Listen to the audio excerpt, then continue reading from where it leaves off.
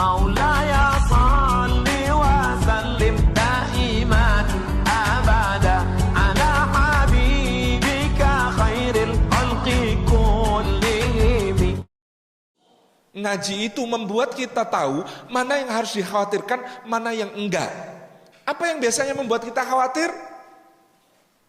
Sesuatu yang kadang-kadang justru ternyata sampun dijamin sama Allah Subhanahu wa ta'ala.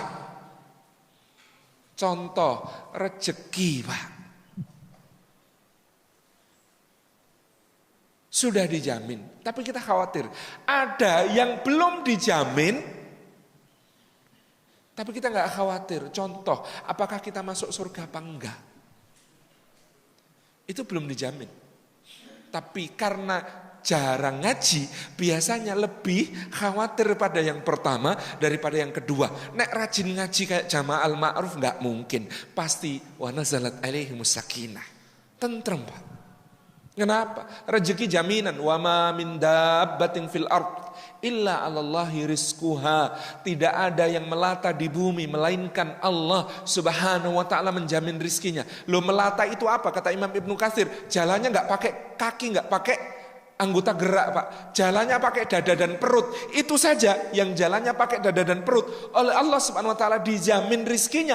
Bagaimana manusia yang Allah mengatakan walaqad karamna bani Adam. Sungguh benar telah kami muliakan anak-anak Adam. Allahu yarham Kiai Haji Mu'tamid Khalil, guru saya dulu, waktu saya umur masih 13-an tahun, tiba-tiba nepuk-nepuk pundak saya dan kemudian mengatakan, Salim, besok kalau gede gak usah jadi pegawai negeri.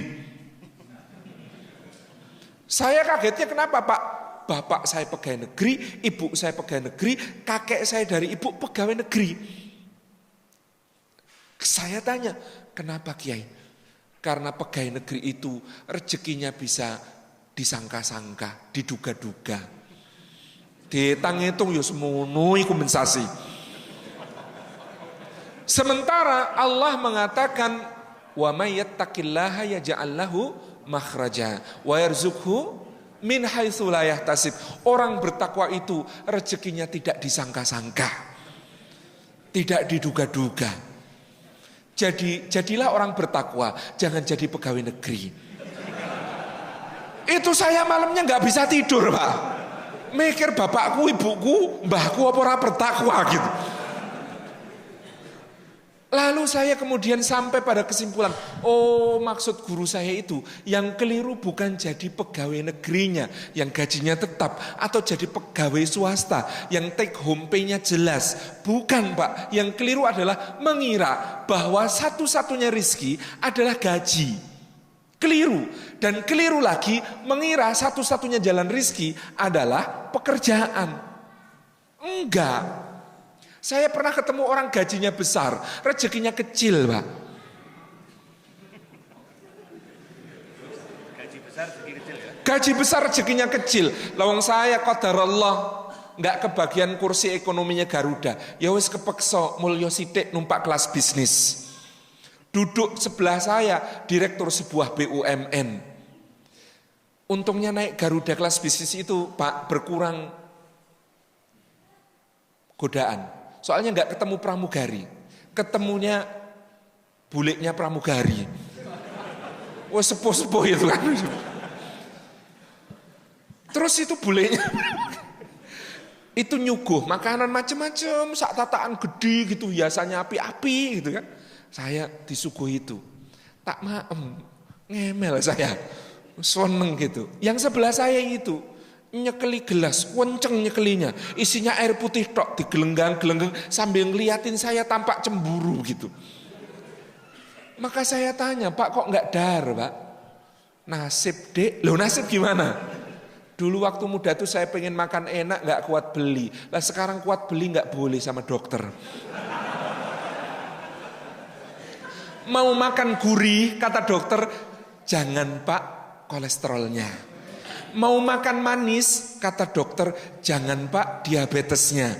Mau makan asin, kata dokter, jangan Pak, hipertensinya. Mau makan kacang saja, kata dokter, jangan Pak, asam uratnya. Dan terus dia ngeliatin saya gitu. Saya waktu itu merasa sangat kaya raya, Pak. Rezeki itu bukan soal apa yang bisa dibeli. Apalagi duitnya berapa, gajinya berapa. Banyak orang gajinya besar, rezekinya kecil. Dan banyak orang gajinya kecil, rezekinya kecil.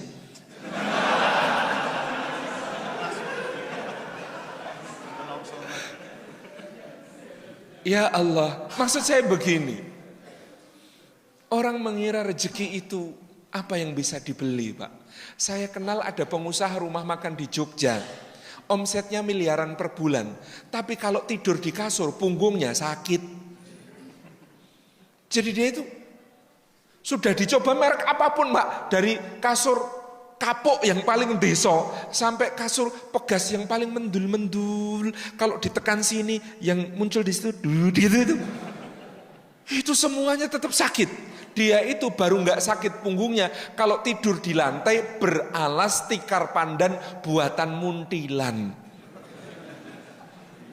Kabupaten Magelang, Jawa Tengah.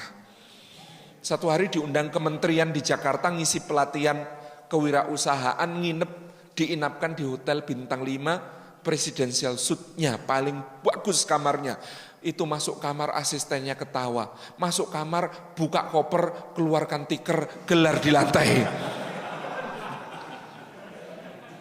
Lalu saya bulan Februari 2014 itu, majalah The Economist ada cerita tentang sebuah maskapai penerbangan. Salah satu yang terbesar di dunia. Punya ratusan unit pesawat terbang di seluruh dunia. Lah komisarisnya itu, salah satu pemegang saham terbesarnya itu punya penyakit psikologis namanya hyperfobia. Rasa takut berlebihan terhadap ketinggian. Dia punya pesawat ratusan unit, seumur hidup nggak berani naik pesawat. Saya semakin yakin rezeki itu urusannya Gusti Allah. Makanan yang paling mahal bisa dibeli, bisa dipesen, tapi nikmatnya makan Allah yang bagi-bagi, Pak. Di Paris, Perancis ada chef Dudognon namanya. Itu kalau mau makan raciannya beliau, pesan sebulan sebelumnya, DP-nya bisa untuk beli motor di sini. Nikmati raciannya itu. Tapi yang namanya nikmatnya makan, Pak. Loh, saya pernah lihat di Gunung Kidul, ada petani macul dari jam 6:30 sampai 10:30. Jam 10:30 istrinya datang, gendong tenggok, isinya nasi ketan ditaburi parutan kelapa sama teh panas wangi sepet legi kental. Itu digelek itu terus baru kui ahnya itu nikmat banget gitu. Terus sama istrinya itu disuapin itu mesem, Pak. Ya Allah, mesemnya itu saya khawatir seluruh dunia ini nggak ada yang bisa beli senyum seperti itu, Pak. Tuh, nikmatnya tidur itu Allah yang bagi, Pak. Meskipun kamar hotel termahal dengan kasur paling empuk, layanan servis paling premium, ditawarkan hotel Burj Al Arab di Dubai yang mengaku bintang 7 satu-satunya di dunia. Padahal di Indonesia banyak bintang 7. Puyer obat sakit kepala. Itu di sana, Masya Allah. Kayak apa layanannya? Oh, saya pernah ke sana, Pak. Takon. Gak nginep. Nginep gak iso turu, mikir bayar gue apa. Ya Allah, itu bayarnya, Pak. Bayar sekamar di Burj Al Arab itu, yang suite paling mahal itu, yang artis Hollywood rebutan nginep di situ karena prestis itu di sini bisa untuk membangun rumah, Pak. Harga sewa semalamnya itu.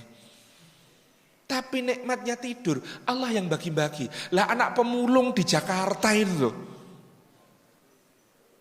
Naik gerobak bapaknya, alasnya karton kerdus, selimutnya koran, bantalnya kayu. Wah, itu nyenyaknya luar biasa, dibangunin susah. Ya Allah, rizki. Rizki itu bukan duit, Pak. Ya Allah, ada orang punya banyak duit tapi enggak rizkinya, Pak. Bekerja keras, membanting tulang sampai linu-linu, memeras keringat sampai kering badannya gitu ya. Sampai umur 63 tahun, di depositonya kumpul 10 triliun. Terus besok pagi wafat. Lah terus 10 triliun itu hasil kerjaannya nyapek-nyapek ke badan itu rezekinya siapa, Pak?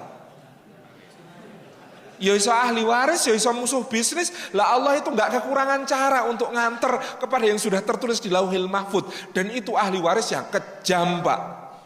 Di Jogja itu kalau ada orang meninggal hari ini, memakamkannya besok, maka anak-anaknya akan mengatakan, nyuwun sewu Bapak Ibu sekalian, insya Allah jenazah Bapak malam ini diinapkan dulu di rumah, memakamkannya besok. Diinapkan. Nginep itu di rumah sendiri apa di rumah orang, Pak? Nginep itu di rumah sendiri apa di rumah orang? Di rumah orang, nggak ada. Saya nginep di rumah saya sendiri, nggak ada. Nginep itu pasti di tempat orang. Itu baru meninggal hari ini. Saya bangun sejak bata pertama sampai keramik terakhir. Beliau wafat hari ini. Anak-anaknya dengan tega mengatakan, Bapak malam ini nginep di sini. Berarti sudah bukan rumahnya. Padahal masih ada jasadnya di situ. Hak miliknya sudah dicabut sama anak-anaknya.